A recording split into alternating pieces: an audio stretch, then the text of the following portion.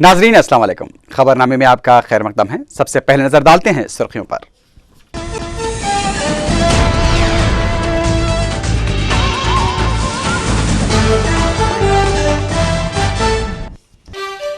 एहतजाज और एतराजात के दरमियान लोकपाल बिल पार्लियामेंट में पेश। अक़लियतों को कोटे की फराहमी पर बीजेपी का एहतजाज। बिल में तरमीम का मुतालबा।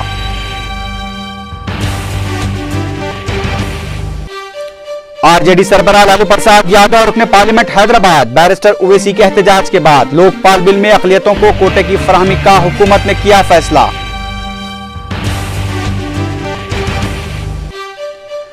यूपीए का लोकपाल बिल नाकारा। सोनिया गांधी को अवामी मुबाहिस का अन्ना हजारे ने किया चैलेंज।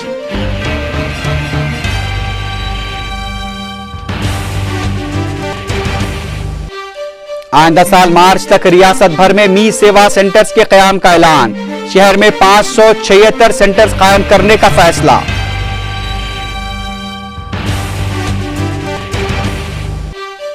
और इराक में सिलसिलावार बम धमाके, 60 अफराद हलाक।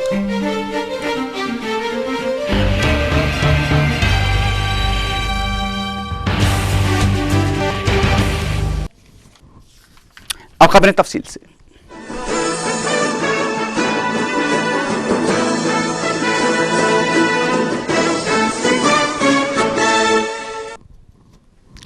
एहतजाज और एतराजात के दरमियान लोकपाल बिल लोकसभा में पेश कर दिया गया है। बीजेपी ने लोकपाल बिल में अक़लियतों को कोटा फराहम किए जाने पर शदीद एतराज किया। बिल पेश होने के बाद बीजेपी की कायदे पोजीशन सुषमा स्वराज ने बिल में अक़लियतों के कोटे की शमूलियत को गैर दस्तूरी करार देते हुए उसे वापस लेने और तरमीम के साथ पेश करने का मुतालबा किया। जबकि मरकजी वजीर खजाना प्रणब मुखर्जी ने बिल में अक़लियतों के कोटे की मदाफ़त करते हुए इसे मौजू करार दिया। तो बिल में आपने जो चैप्टर लिया है, चैप्टर 2, जहां आपने कहा है इस्टेब्लिशमेंट ऑफ लोकायुक्ता, सेक्शन 64, नहीं वो मैं कह रही हूँ संविधान सम्मत कैसे नहीं है। नहीं, मैं कह रही हूँ संविधान सम्मत कैसे नहीं है, क्योंकि ये जो आपने 64 किया, आपको याद होगा जिस समय हम चर्चा कर रहे थे लोकायुक्त और लोकपाल की, तो मैंने बोलते हुए कहा था कि 252 सब क्लॉज 2 में अगर आप एक बिल लेकर के आते हैं 2 स्टेट असेंबली का रेजोल्यूशन लेकर, तो वो एक इनेबलिंग प्रोविजन बन जाएगा और जो राज्य सरकारें उसको अडॉप्ट करना चाहेंगी वो अडॉप्ट कर सकेंगी। आपने वो रास्ता नहीं अपनाया, आपने रास्ता अपनाया है 253 का। 253 वो है जो कोई इंटरनेशनल कॉन्वेनेंट्स या कोई इंटरनेशनल ट्रीटीज के माध्यम से करने का हम लोगों को कोई अधिकार नहीं है कि जो राज्य अच्छा बिल बना चुके हैं वो भी इस खराब बिल के लिए जिद हो जाए उनको कि वही मजबूर हो जाएं। ऐसी मजबूरी में राज्य सरकारों को हमें नहीं डालना चाहिए और इन दोनों के आधार पर मैं चाहती हूं आप इस बिल को आज वापस लीजिए, इसको वापस संविधान सम्मत बना करके यहाँ लेकर के आइए, फिर हम इस बिल को पारित करेंगे। लेकिन ये असंवैधानिक बिल आज इंट्रोड्यूस नहीं होना। Whether the House has the competence to consider the bill. So far the legislative competence is concerned, in the concurrent list, item 1, item 2, item 11A, provide the competence to the central government, to this Lok Sabha, this parliament, to pass a legislation on this subject. The other issues which the honorable leader of the opposition have raised, those are related to the merit of the bills that cannot be discussed at the time of raising legislative competence of the bill. Many bills have been passed in this house or in other house or both the houses. रुकने parliament Hyderabad barrister Asaduddin Owaisi ने लोकसभा में कि मुल्क की आबादी का 19% हिस्सा रखने वाली अक़लियत को अगर लोकपाल बिल में जगह नहीं दी जाएगी तो यह गलत तासुर जाएगा कि अक़लियतें बदनुमानियों से निमटने की अहल नहीं हैं। बैरिस्टर ओवैसी ने बिल में वज़ीर-ए-आज़म की शमूलियत की मुखालिफत करते हुए कहा कि इससे दस्तूर के इख्तियारात कमजोर होंगे और वज़ीर-ए-आज़म के ओहदे की साख पर असर पड़ेगा। बैरिस्टर ओवैसी ने कहा कि इक़्तिदार हमेशा नहीं रहता। आज वज़ीर-ए-आज़म डॉक्टर मनमोहन सिंह हैं, कल कांग्रेस से कोई नौजवान क़यादत के लिए आगे आएगा। बैरिस्टर ओवैसी ने कहा कि लोकपाल बिल दस्तूरी ढांचे को कमजोर करेगा और एक ऐसी अथॉरिटी को फरोग होगा जो किसी को जवाबदार नहीं होगी। One, please, there are rules, please. My reasons Please for go ahead. opposing the introduction of the proposed bill, sir, They are given in writing, that's why they have to be given first.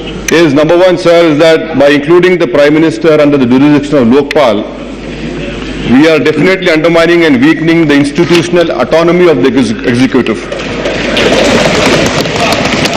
Sir, under our constitutional scheme, we are going to create an extra constitutional power over and above the entire executive, which will be accountable to none.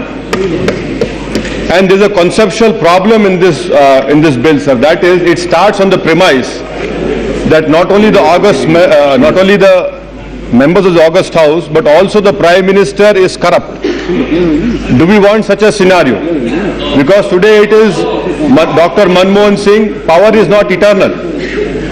Today it is Manmohan Singh. I'm sure a young man is going to replace in Congress party. I hope that we cannot stop that. But it is for the ruling party to see behind all these things that whose hands you are tying, and whether what will be the respect which a Prime Minister commands after this bill becomes a law. The second issue, sir, is about not including minorities. Sir, minorities comprise 19% of our population. Is it fair, is it natural justice that the 19% of the people should not be represented in the Lokpal bill?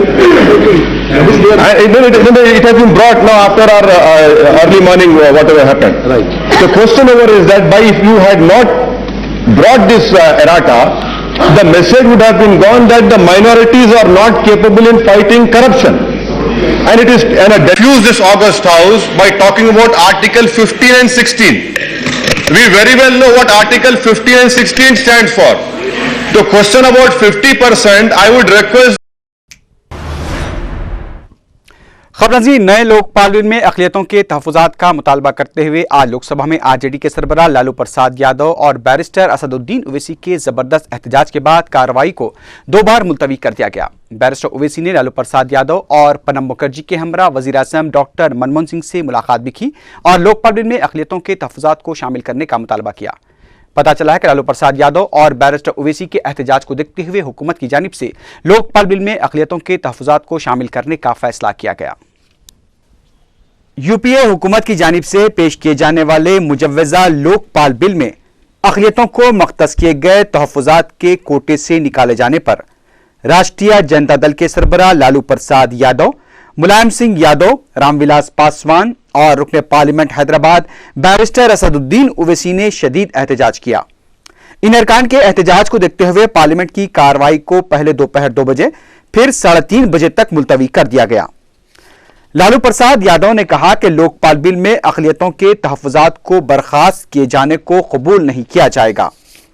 Lalu Prasad Yadav ने हुकूमत की जानिब से पेश किए जाने वाले Lokpal bill की कापियां भी लोकसभा में लहराते हुए लोकपाल बिल में अक़लियतों के लिए शामिल तहफ़्फ़ुज़ात को हज़फ करने पर शदीद एहतजाज किया, जिस पर स्पीकर लोकसभा मीरा कुमार ने कहा कि अभी जबकि बिल को लोकसभा में पेश नहीं किया गया है, इस तरह से उसकी कापियां ऐवान में पेश करना ठीक नहीं है। जिस पर लालू प्रसाद यादव ने कहा कि वो खुद इस बात पर हैरान है कि कई अरकान पार्लियामेंट को बिल की कापियां नहीं मिली हैं, जबकि मीडिया के पास इसकी कापियां पहुंच चुकी हैं। लालू प्रसाद यादव, रामविलास पासवान और असदुद्दीन ओवैसी के एहतजाज के बाद पार्लियामेंट की कार्रवाई को दोपहर 2 बजे तक मुलतवी कर दिया गया। लालू प्रसाद यादव ने लोकपाल बिल से अक़लियतों के तहफ़्फ़ुज़ात को निकाले जाने के लिए कांग्रेस, बीजेपी और आरएसएस को जिम्मेदार करार दिया। इलेक्ट्रॉनिक मीडिया में लीक कर दिया गया। ये होता है प्रिविलेज का मामला। 50% रिजर्वेशन सभी जगह सब लेयर पर स्वीकार किया गया था कि कांग्रेस पार्टी और बीजेपी आरएसएस का मिली भगत होके माइनॉरिटी को किसी न किसी बहाने छाटा गया है। ये बिल्कुल इनकम्प्लीट है। बाद में मरकजी वजीर खजाना प्रणब मुखर्जी ने लालू प्रसाद यादव और बैरिस्टर असदुद्दीन ओवैसी के हमरा वजीर आज़म डॉक्टर मनमोहन सिंह से मुलाकात की। ज़राए के मुताबिक अक़लियतों के तहफ़्फ़ुज़ात को दोबारा लोकपाल बिल में शामिल किए जाने पर गौर किया जा रहा है। वजीर आजम से मुलाकात के दौरान लालू प्रसाद यादव और बैरिस्टर ओवैसी ने लोकपाल बिल में अक़लियतों के लिए फराहम किए गए तहफ़्फ़ुज़ात को बरकरार रखने का मुतालबा किया। बताया गया कि हुकूमत ने अक़लियतों को लोकपाल बिल से इसलिए हज़फ कर दिया कि निफ्स से ज़ायद अरकान और सर्च कमेटी के नुमाइंदे दर्ज फहरिस्त अक़वाम क़बाइल और दीगर पसमानदा तबके से ताल्लुक़ रखते थे। मुलायम सिंह यादव ने लोक पैनल में अक़लियतों को शामिल करने और सच्चर कमेटी सिफारिशात पर पहले फौरी अमलावरी का मुतालबा किया कि लोकपाल बिल जो मुसलमानों को बाहर क्यों किया गया, माइनॉरिटी को क्यों किया गया, चाहे मुसलमान हो चाहे सिख हो, उनको बाहर क्यों, विशेष कर आपको पता नहीं मुस्लिम विरोधी हैं। असली बात यह है, इसे मेरा आरोप है कि किसी समिति जो बनती है सदन की और इम्पोर्टेंट इतनी महत्वपूर्ण है, उसको अलग कर देना मुसलमानों को से। और इसी तरह से ये दो सवाल मेरे हैं, अगर ये सवाल संतुष्ट है हम लोग वो करें। कोई बैठे मिनिस्टर बैठे हैं, माननीय सदस्य बैठे हैं, यहाँ ऐलान करें कि सच्चर कमेटी को लागू किया जाएगा और लोकपाल बिल में मुसलमानों को भी रखा जाएगा, माइनॉरिटी को भी रखा जाएगा। ये अभी आकर के माने शरद पवार जी। शरद यादव ने भी पसमानदा अक़लियतों को लोकपाल बिल में शामिल करने का मुतालबा किया। कार्रवाई जब 2 बजे दोबारा शुरू हुई तो असदुद्दीन ओवैसी अपनी नशिस्त से खड़े हो गए और जबरदस्त एहतजाज करने लगे और लोकपाल बिल में अक़लियतों के कोटे की बहाली का मुतालबा किया। मुसलसल शोरगुल को देखते हुए स्पीकर कार्रवाई को 3:30 बजे तक के लिए मुलतवी कर दिया। कि मुस्लिम की भी वास्ट मेजॉरिटी जो है वो बैकवर्ड क्लासेस में 70-78% है। नहीं तो मैं आपसे कहना चाहता हूँ कि हो गया आपका, बैठ जाइए प्लीज, बैठ जाइए। वो रिकमेंड इनका फिर जाएगा। मेरा ये कहना है कि अभी जो सूरत है, जब अभी हालात हैं जिसमें सरकार ये लोकपाल बिल लाई है, उसमें माइनॉरिटीज के लोगों को रखने का इंतजाम की बात कही गई थी, लेकिन रास्ता जब रिजर्वेशन की सब कैटेगरीज को रखना है तो एक रास्ता जो है वो बैकवर्ड क्लास है। लोकपाल बिल अभी आया नहीं है ना, आएगा तो उसका बात कीजिएगा। जो बात करना है प्लेट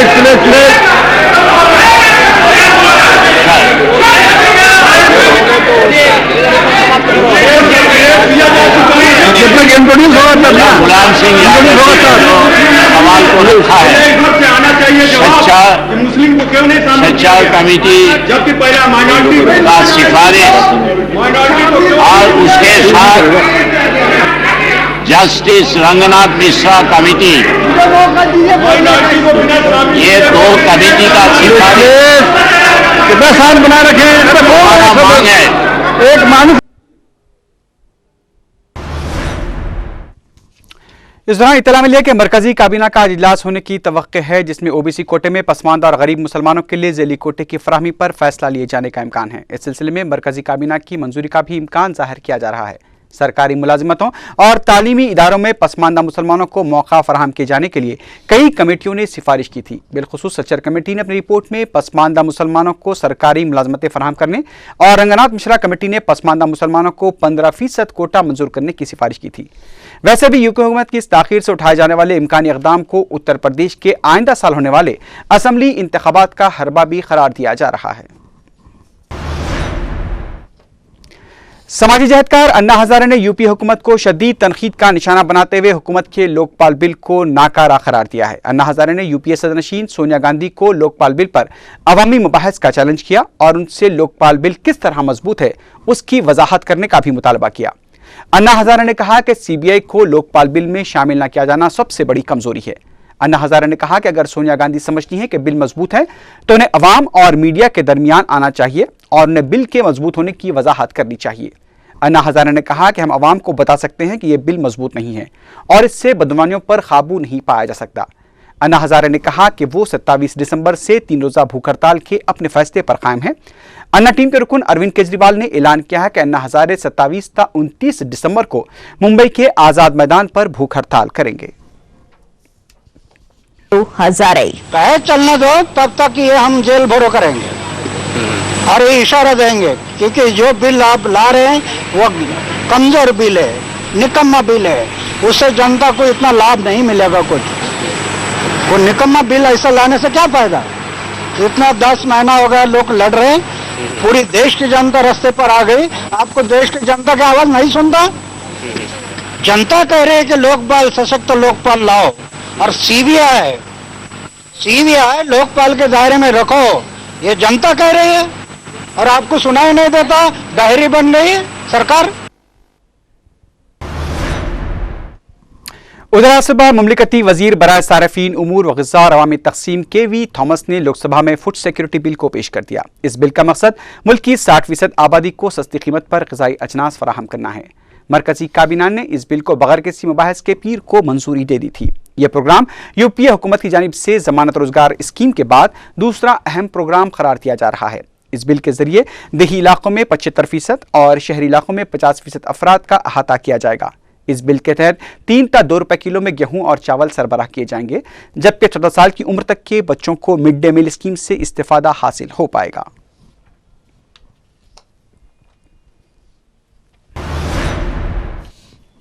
आइंदा साल मार्च की 30 तारीख तक रियासत भर में मी सेवा सेंटर्स कायम कर दिए जाएंगे। मीडिया से बात करते हुए रियासती वजीर IT पोनाला लक्ष्मैया ने यह बात बताई।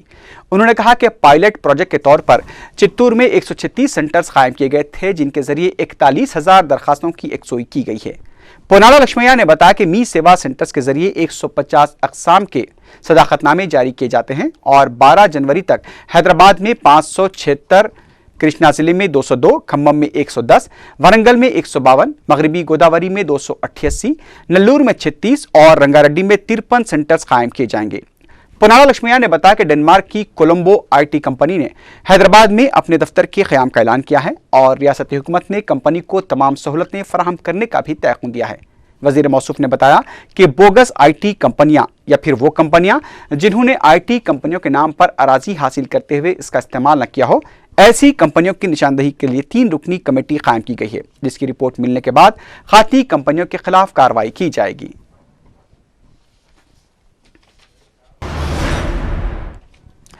कृष्णा डेल्टा, मशरकी व मगरबी गोदावरी और गुंटूर अजला के जलयग्नम प्रोजेक्ट के पैकेजेस की जदीदकारी का काम मई तक मुकम्मल कर लेने की चीफ मिनिस्टर किरण कुमार रेड्डी ने हिदायत दी है। आला सतही इजलास के बाद मीडिया से बात करते हुए रियासती वजीर आबपाशी P सुदर्शन ने ये बात बताई। उन्होंने कहा कि इन अजला में जदीदकारी के पैकेजेस में पैदा हो रही रुकावटों जैसे कनाल की मरम्मत और ड्रेन की सफाई से मुताल्लिक़ अजला के वज़रा की सिफारिशात पर फौरन टेंडर तलब करते हुए इन कामों को मुकम्मल करने की हिदायत दी गई है। चीफ मिनिस्टर ने यह भी हिदायत दी कि EPC तरीक़ेकार से टेंडर्स की मौसूली में दुश्वारियां हो रही हों तो बगैर EPC के जरिए टेंडर्स वसूल करते हुए इन प्रोजेक्ट्स को मुकम्मल कर लिया जाए। चीफ मिनिस्टर ने प्रोजेक्ट्स में लापरवाही बरतने वाले और क़वायद की खिलाफ वर्जी करने वालों के खिलाफ सख्त कार्रवाई की भी हिदायत दी। रियासती वजीर P सुदर्शन ने बताया कि इन कामों के लिए 900 करोड़ रुपए का तखमीना रखा गया है। चीफ मिनिस्टर ने किसानों को पानी की सैराबी के लिए इस प्रोजेक्ट को जल्द मुकम्मल करने की भी हिदायत दी है। पजाराज्यम रुकन असम्बली व कांग्रेस लीडर श्रीधर कृष्णा रेड्डी ने कहा कि सियासत में कुछ भी हो सकता है और पजाराज्यम दोबारा फिर से वजूद में आ सकती है। मीडिया से बात करते हुए श्रीधर कृष्णा रेड्डी ने कहा कि चिरंजीवी को 2.5 साल पहले ही मरकजी वजारत की पेशकश की गई थी, लेकिन चिरंजीवी ओहदों के लिए नहीं बल्कि अवाम के मफादात के लिए कांग्रेस में शामिल हुए थे। उन्होंने YSR कांग्रेस पार्टी पर इल्जाम लगाया कि रकम के बलबूते पर पजाराज्यम कायदीन को खरीदने की कोशिश की जा रही है। उन्होंने कबूर हल्के से पार्टी की शिकस्त खुर्दा उम्मीदवार मुनियम्मा को खरीदने का भी इल्जाम आयद किया। श्रीधर कृष्णा रेड्डी ने अंबाटी रामबाबू को तनकीद का निशाना बनाते हुए कहा कि अंबाटी रामबाबू की इतनी हैसियत नहीं है कि वो चिरंजीवी के खिलाफ तनकीदें करें। पजाराज्यम फिर एक बार वजूद में आ सकती है, ये मुमकिन नहीं है। मीडिया से बात करते हुए साबिक वजीर JC दिवाकर रेड्डी ने यह ख्याल जाहिर किया। उन्होंने कहा कि पजाराज्यम कायदीन के साथ कांग्रेस में बराबर इंसाफ किया जाएगा। दिवाकर रेड्डी ने कहा कि ओहदों की मुनासिबत से दावेदार बहुत हैं। एक और सवाल पर दिवाकर रेड्डी ने कहा कि ज़िमनी इंतखाबात में मुकामी ताकतवर उम्मीदवारों की ज़रूरत है और दीगर कायदीन की मुहिम चलाने से कोई फ़ायदा नहीं होगा और साबिक में इस तरह की गलती हम कर चुके हैं। दिवाकर रेड्डी ने कहा कि इंतखाबात में हार जीत का ज्यादा इन्हिसार उम्मीदवार की काबिलियत पर होगा।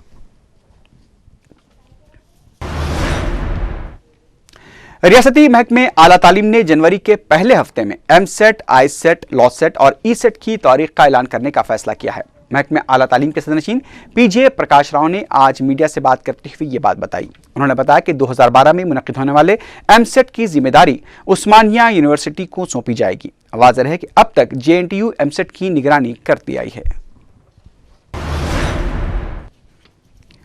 वाईएसआर कांग्रेस पार्टी के सरबराह जगन मोहन रेड्डी ने आज साबिक वजीर कोमटी रेड्डी वेंकट रेड्डी के घर पहुंचकर उन्हें उनके बेटे की मौत पर इजहार ताज़ियत किया। इस मौके पर कोमटी रेड्डी वेंकट रेड्डी के भाई राजगोपाल रेड्डी और जगन मोहन रेड्डी के हामी साबिक वजीर पी सुभाष भी मौजूद थे।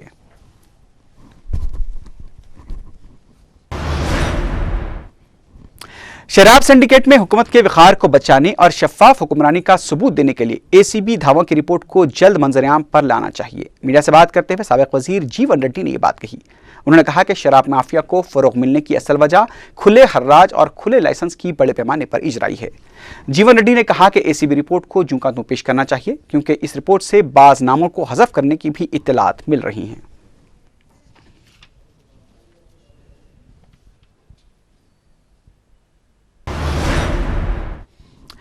वाईएसआर कांग्रेस पार्टी के सरबराह जगन मोहन रेड्डी ने आज पार्टी ऑफिस में अपने हामी अरकान असेंबली के साथ एक इजलास मुनक्किद किया। इजलास में स्पीकर की जानिब से अरकान असेंबली को दी गई नोटिस, किसानों के मसाइल, खुश्कसाली और इम्कानी ज़िमनी इंतखाबात के सिलसिले में तबादला ख्याल किया गया।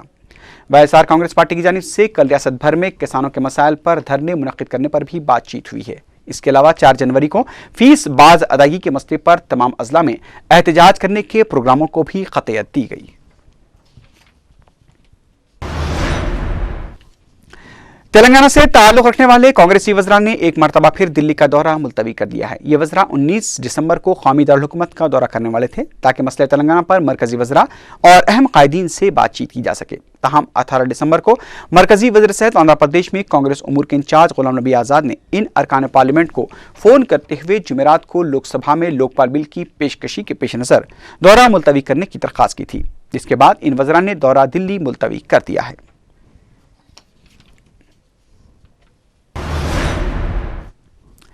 जस्टिस निसार अहमद ककरू ने आज रियासती इंसानी हकूक़ कमीशन के सदरनशीन की हैसियत से जायजा हासिल कर लिया है। जस्टिस ककरू चारशंबे की रात कश्मीर से हैदराबाद पहुंचे थे। वाज़ेह है कि बाज़ तंजीमों की जानिब से जस्टिस निसार अहमद ककरू को रियासती इंसानी हकूक़ कमीशन का सदरनशीन बनाए जाने की मुखालिफत भी की जा रही है।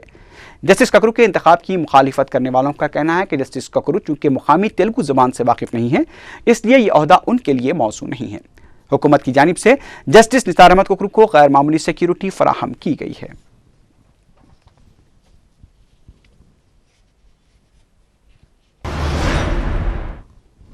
बलदी और मंडल अहदेदारों ने पुलिस की मौजूदगी में शमसाबाद इलाके में गैर मजाज तामीरात को मुनहद्दम कर दिया है। इस मौके पर मुकामी अफराद की जानिब से मज़ाहमत की भी कोशिश की गई, ताहम पुलिस ने मुदाखलत करते हुए हालात पर काबू पा लिया। JHMC हुकाम और मंडल हुकाम ने बगैर इजाज़त तामीर की गई तकरीबन 38 तामीरात को मुनहद्दम कर दिया। बलदी अहदेदारों ने बताया कि बगैर इजाज़त ये तामीरात की गई थी और आज पुलिस की मौजूदगी में काम करते हुए इसे मुनहद्दम कर दिया गया।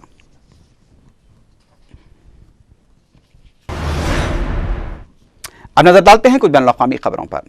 इराक के दारुल-हुकूमत बगदाद में सिलसिलावार बम धमाकों में 60 से ज़ायद अफराद हलाक और 180 से ज़ायद जख्मी हो गए हैं।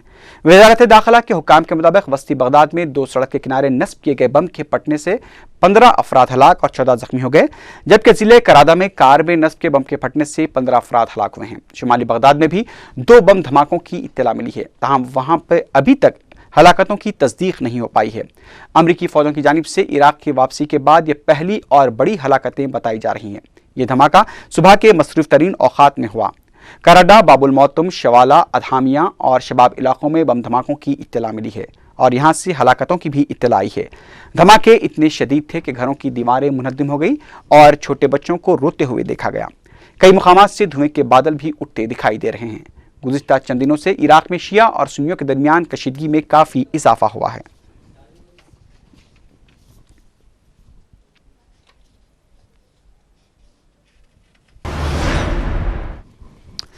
अफगानिस्तान में मगरबी इत्तेहाद नाटो फोर्सेस के तर्जुमान ने बताया कि जनूबी मशरक़ी अफगानिस्तान में बम हमले में 5 फौजी हलाक हो गए हैं, लेकिन नाटो ने महलूक फौजियों की कौमियत की निशानदही नहीं की है।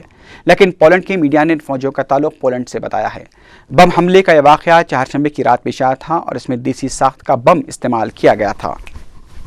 इस तरह से जारी साल अफगानिस्तान में हलाक होने वाले गैर मुल्की फौजियों की तादाद 532 तक पहुंच गई है। यह भी खबर मिली है कि बरतानिया के वज़ीर आज़म डेविड कैमरून भी अफगानिस्तान की शहर खंदार पहुंच चुके हैं, जहां उन्होंने अपने फौजियों से खिताब करते हुए पहले उन्हें क्रिसमस की मुबारकबाद पेश की।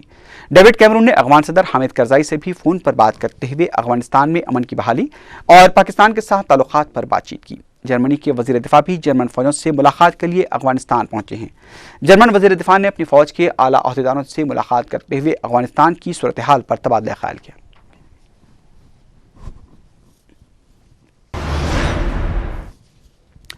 शाम में हालात का जायजा लेने और अमन माहदे पर तबादला ख्याल के लिए अरब लीग के मुबस्सरीन आज दमिश्क पहुंच गए हैं। इस दौरान इंसानी हकूक़ की तंजीमों ने बताया कि अरब लीग की कोशिशों के बावजूद गुज़िश्ता 48 घंटों के दौरान शाम में 250 अफराद को मौत के घाट उतार दिया गया है। फ्रांस ने सिक्योरिटी फोर्सेस की जानिब से की गई कार्रवाइयों पर शदीद बरहमी का इज़हार किया है। महलूकीन में बड़ी तादाद में मुनहरिफ फौजी भी शामिल बताए गए हैं। उधर दूसरी जानिब शाम की अपोजिशन जमातों ने मुल्क में शहरियों के हालिया कत्लेआम के बाद अक़वाम मुत्तहिदा की सलामती कौंसल और अरब लीग का हंगामी इजलास तलब करने का मुतालबा किया है। ये इत्तलात भी मिली है कि इंतहाई शोरी ज़दा इलाके अदलब में बागी फौजियों और सरकारी सिक्योरिटी फोर्सेस के दौरान वक्फे से लड़ाई जारी है। अरब लीग के मुबस्सरीन जो आज दमिश्क पहुंच रहे हैं, इसमें सिक्योरिटी व कानूनी माहिरीन के अलावा इंतजामी मुबस्सरीन भी शामिल हैं।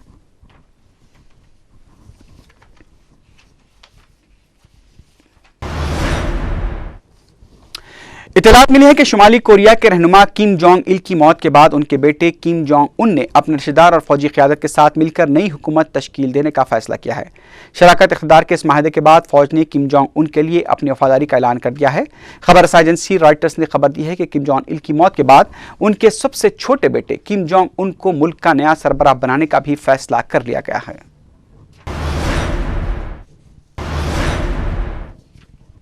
मिस्र के दारुल हुकूमत कायरा में जहां चारशंबे को पार्लिमानी इंतखाबात के मरहले के तहत रायदही के तहत वोट डाले गए, उधर दूसरी जानिब हजारों खवातीन ने सिक्योरिटी फोर्सेस की जानिब से चंद दिन कबल खातून की बदसलूकी के खिलाफ एहतजाज किया। आज भी काहिरा के तहरीर चौक पर खवातीन की जानिब से सिक्योरिटी फोर्सेस और हुक्मरान फौजी कौंसिल के खिलाफ नारेबाजी की गई। बैनुल-अक़वामी बिरादरी की जानिब से भी मिस्र में खवातीन के खिलाफ तशद्दुद के इस्तेमाल की शदीद मजम्मत की जा रही है।